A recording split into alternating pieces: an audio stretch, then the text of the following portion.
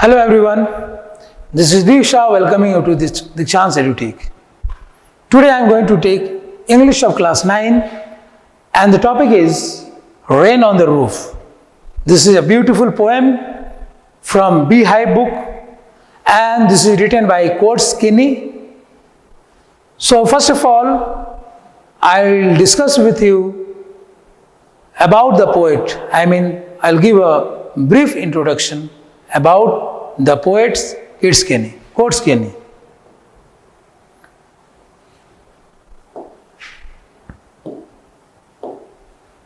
Coates Kinney was born on November 24, 1826 and he died on January 25, 1904.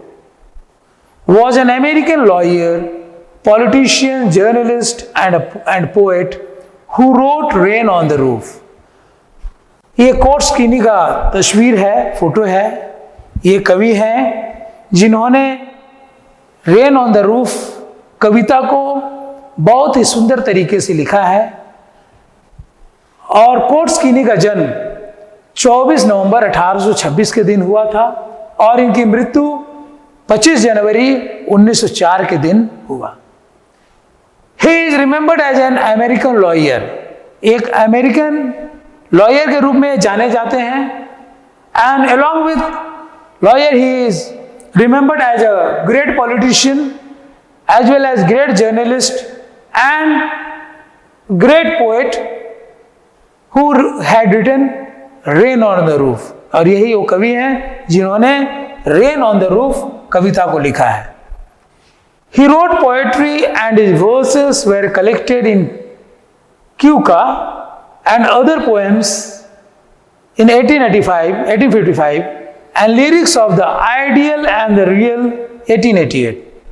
तो ये एक ऐसे कवि के रूप में उभरे जो कि पॉलिटिशियन भी थे, जर्नलिस्ट भी थे, एक लॉयर भी थे and he was born in America. और कितने सारे पोएट्रीज का कलेक्शन लिखे हैं जैसे क्यू का और अदर पोएम्स लिखे हैं 1855 में। Lyrics of the ideal and the real, ये जो इनका कलेक्शन है 1888 में इनका लेखन किया है, इनका पब्लिश हुआ था। Of his verses the rain on the roof which was set to music was the most popular. और इनके वर्सेस में रेन ऑन द रूफ बहुत ही फेमस हुआ जो कि एक म्यूजिक के रूप में इसको नाम मिला।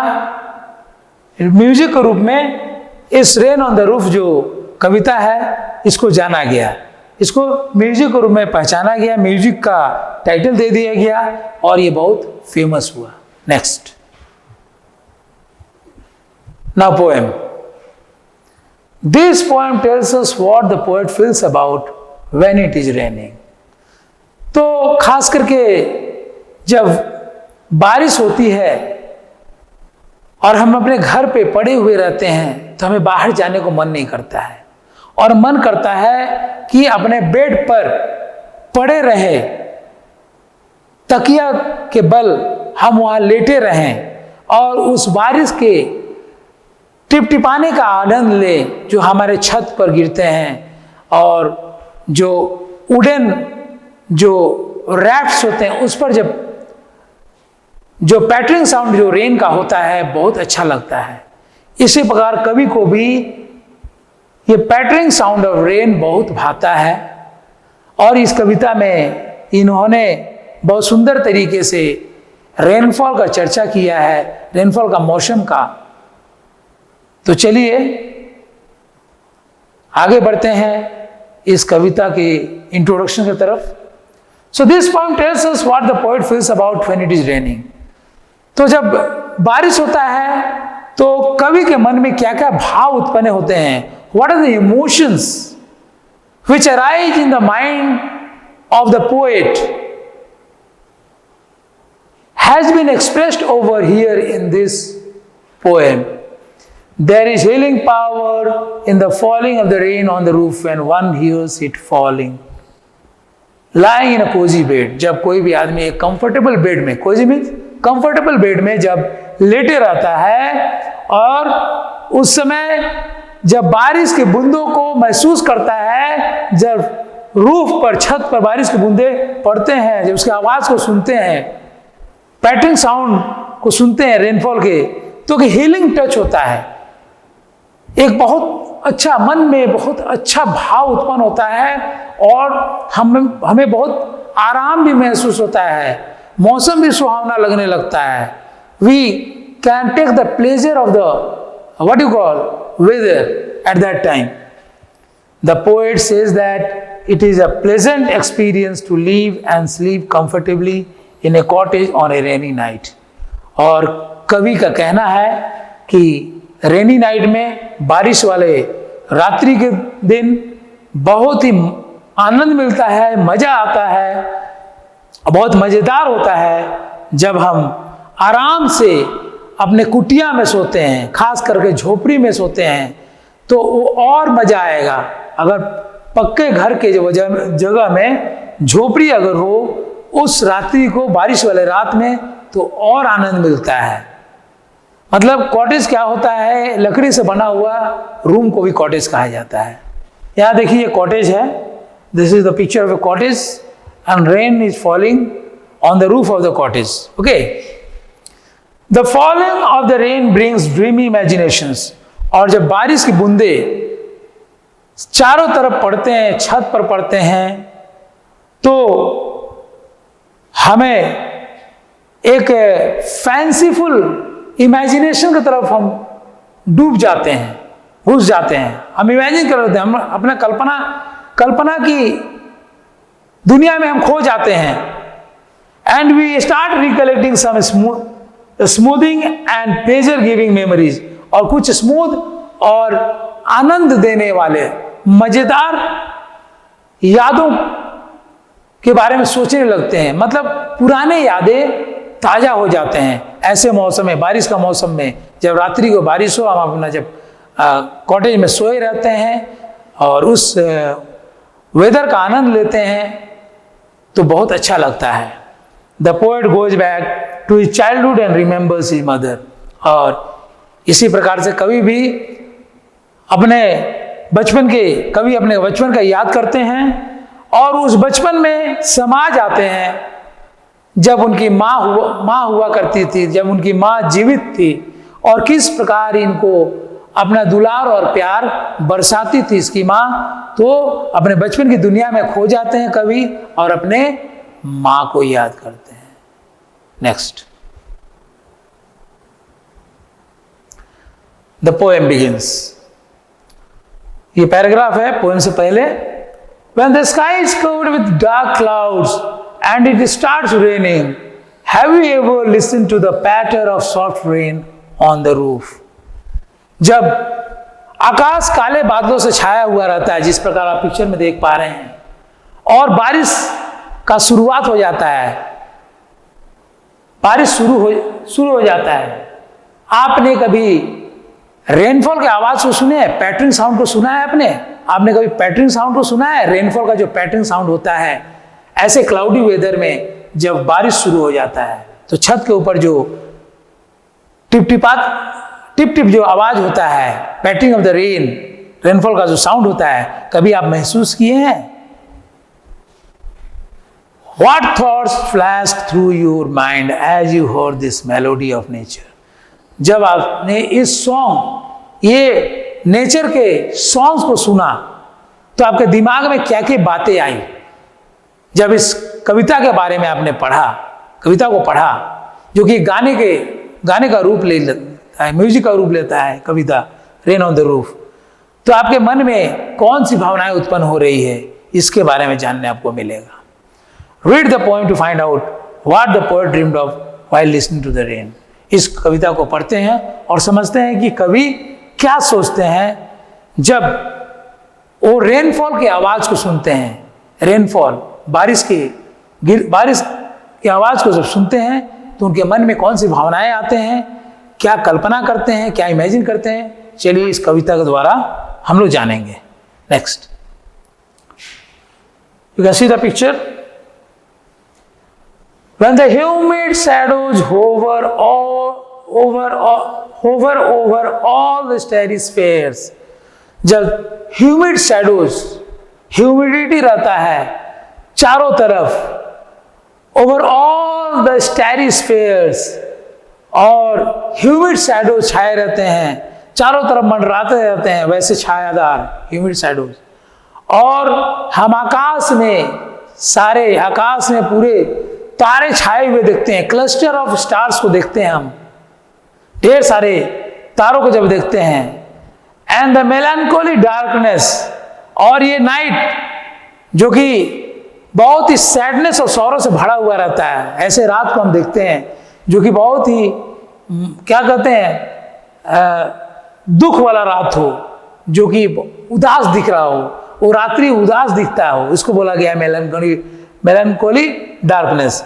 जेंटली वीप्स इन रेनी टीयर्स, और उसी समय बारिश आ जाता है, जब उदासीनता छाए हुए रहता है हमारे चेहरे पर, जब हम कहीं पे रहते हैं और आकाश की तरफ देखते हैं और तारों को जब देखते हैं, तारों से भरे हुए आकाश को देखते हैं, तो हमारे मन में कैसा भाव उत्पन्न होता है। हो सकता है हम उदासीनता का सिचुएशन महसूस करें, ऐसा उदासीन मौसम भी देख सकते हैं कि मौसम बहुत उदास हो गया है, और उस समय हो सकता है किसी के चेहरे पर भी उदासी का चिन्ह दिखाई देता हो, अपने चेहरे पे भी हो सकता है, अपने साथ भी ऐसा हो सकता है कि कोई हम बहुत ही टफ समय से गुजर रहे हों, and our heart and mind is full of sorrow and sadness. What a bliss to praise the pillow of a cottage chamber bed and lie listening to the patter of the soft rain overhead. तो क्या होता है, ऐसे आकाश में तारों को टिमटिमाते हुए हम देखते हैं, और देखने के बाद क्या होता है, साथ ही साथ नाइट और रात्रि को देखते हैं, पूरा अंधेरा रहता है, और रात्रि पूरा और रात पूरा उदास दिखाई देता है, और मौसम ऐसा होता है कि gently waves in rainy tears, और बारिश की बूंदें गिरना शुरू हो जाते हैं उसी वक्त। What a bliss to press the pillow, और कितना अच्छा लगता है, ब्लेसिंग के जैसा लगता है अगर हम पिलो को प्रेस करके लेटते हैं, पिलो के बल, मतलब पिलो जो होता है, पिलो के तकिया के बल पे हाथ देकर या पीठ के बल हम लोग लेटते हैं आराम से, उसका आनंद लेते हैं, तो बहुत अच्छा लगता है, ब्लेसिंग का जैसा लगता है, ब्लिस मीन्स ब्लेसिंग। और कहाँ रहते हैं तब आनंद मिलता है, हमें एक कॉटेज, और जब हम कॉटेज चैम्बर बेड में रहते हैं, and lie listening to the patter of the soft rain overhead, तो जब इसी प्रकार कभी भी सुनते हैं कॉटेज चैम्बर बेड में कि पैटरिंग साउंड ऑफ रेनफॉल को सुनते हैं, उनके सर पर जो छत है, छत के ऊपर पैटरिंग साउंड और रेनफॉल को सुनते हैं, तो कैसा लगता है, कितना ब्लेसिंग फील होता है, हमारे मन एकदम प्रफुल्लित हो जाता है, उस समय सारे उदासीनता चले जाते हैं। Next, every tinkle on the shingles has an echo in the heart, और जो भी टिंकल है मतलब शॉर्ट लाइट रिंगिंग साउंड जो सुनाई देते हैं, रेक्टेंगुलर वुडन टाइल्स है, वुडन टाइल्स है, उस पर हल्की आवाज सुनाई देती है, बारिश की गिरने की आवाज हम सुन पाते हैं, किस पर, रेक्टेंगुलर वुडन टाइल्स होते हैं जो रूफ्स पे लगाए रहते हैं, ठीक है, बीम वगैरह जो रहता है, जो लकड़ी के बीम वगैरह जो निकले हुए रहते हैं बाहर तरफ, उस पे भी आवाज सुनाई देता है। And 1000 dreamy fancies into busy being start, और हम हजारों तरह के स्वप्न में डूब जाते हैं, ऐसा मौसम हो जाता है, ऐसा सुहावना मौसम हो जाता है कि हम अपने सपने में डूब जाते हैं, ऐसे मौसम में अपने सपनों में डूब जाते हैं। इनटू बिजी बीइंग स्टार्ट, और बहुत ही व्यस्त हो जाते हैं। एंड 1000 रिकलेक्शंस, और हजारों यादें उमड़ पड़ते हैं, हमारे दिमाग में आने लगते हैं। Weave their air threads into, और थ्रेड्स जो कि लूम में ओवन होते हैं, थ्रेड्स जो थ्रेड्स हैंडलूम जो यूज होते हैं, वैसा लगता है कि कितने सारे एयर थ्रेड जो है वीविंग कर रहे हैं, हवा के झोंकों को भी हम महसूस करते हैं। As I listen to the patter of the rain upon the roof, जब हम पैटरिंग साउंड को सुनते हैं, जब बारिश का गिरते हुए आवाज को, पैटरिंग साउंड को जब सुनते हैं जो छत पे गिरता है, तो हमारे मन में गुदगुदी होने लगता है। हम बहुत ही खुश हो जाते हैं, हम एक सैड स्टेज से हैप्पी स्टेज में आ जाते हैं और बहुत इमोशनल हो जाते हैं। हमारे दिमाग में हजारों बातें याद आने लगते हैं, हम अपने कल्पना की दुनिया में खो जाते हैं। Next, now in memory comes my mother. और कवि कहते हैं अब ऐसा जब मौसम है, बारिश के बूंद जब छत पे गिर रहे हैं और मौसम बहुत सुहावना हो गया है, तो मुझे बचपन की याद आ रही है। कवि कह रहे हैं कि मुझे बचपन की याद आ रही है कि माँ मुझे कैसे लाड़ प्यार करती थी, कैसे हमारा दुलार करती थी। How my mother used to be loyal to me, to be she was a lovable person, she used to show her affection and love to me. So the poet remembers about her mother at this stage. और इसी दौरान कवि जो है अपने माँ के बारे में याद करते हैं, as she used in years ago, और पुराने दिनों, इतने दिन चले गए, जिस प्रकार से वो रहा करती थी, जिस प्रकार प्यार करती थी कवि को। जब कवि छोटे बच्चे थे, कितना इनको दुलारती थी, कितना अफेक्शन करती दिखाती थी अपना उसकी माँ, उसके बारे में सोचते हैं। जो कई साल हो गए हैं अपने माँ को अफेक्शन पाए हुए, कवि को उसको याद करते हैं। To regard the darling dreamers और she left them till the dawn. और किस प्रकार वो याद करते हैं अपने भाई बहनों को, छोटे छोटे जब वो थे उसके भाई बहन, किस प्रकार इनको और इनके भाई बहनों को इसकी माँ दुलार प्यार किया करती थी। और she left them till the dawn, और कितना केयर करती थी कवि की माँ बचपन में इनके भाई बहनों को भी और इनका भी। और का मतलब है old poetic word for before she left them till the dawn, मतलब दुनिया छोड़ने से पहले कितना प्यार मिला था कवि को और कवि के भाई बहनों को, इनके सिबलिंग्स को, इसके बारे में याद करते हैं। O I feel her fond look on me as I listen to this refrain. कहते हैं कि जब इस रिफ्रेन का मतलब repeated part of a song और poem, hear the sound of the rain, जब इस साउंड को सुन पा रहे हैं, रेनफॉल के साउंड को सुन पा रहे हैं,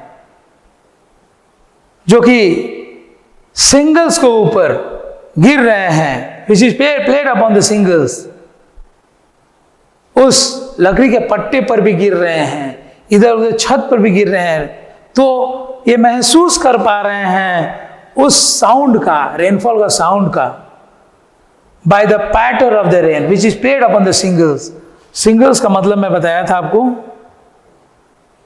रेक्टेंगुलर वुडन टाइल्स है। सिंगल्स का मतलब होता है rectangular wooden tiles. Darling dreamers means the poet dreams about his siblings when they were children. जब वो बच्चे थे तो अपने भाई बहन को भी याद करते हैं, अपने माँ को याद करते हैं और अपने भाई बहन को भी याद करते हैं।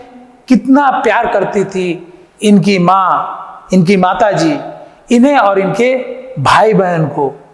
तो जिस प्रकार ये रेनफॉल का पैटरिंग साउंड सुनाई दे रहा है, जो छत पर गिर रहे हैं और जो वुडन स्ट्रक्चर पर गिर रहे हैं, जो आवाज़ सुनाई दे रहे हैं, उससे मंत्रमुग्ध हो जाते हैं, पूरी तरह से प्रभावित हो जाते हैं और एक कल्पना की दुनिया में खो जाते हैं और अपने माँ की याद में डूब जाते हैं।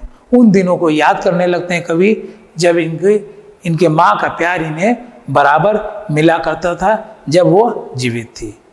So this poem shows the emotions of a mother towards her children, किस प्रकार कवि अपने माँ को याद करते हैं, उस इमोशंस के बारे में, वो भावनात्मक यादें आती हैं। तो इस प्रकार से now we have come to the end of this poem, which is a beautiful poem written by Korskyny. So that's all for today, my dear students. I'll come with a new lesson, a new topic in the next class. Till then, goodbye. Thank you.